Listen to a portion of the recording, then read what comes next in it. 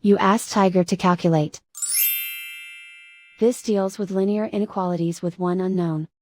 The final result is x equal or greater than -1/3.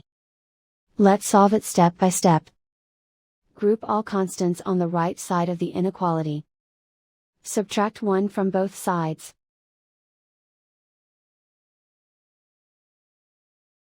Simplify the arithmetic.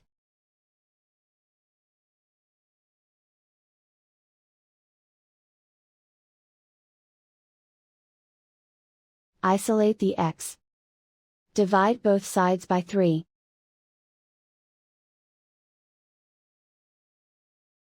Simplify the fraction.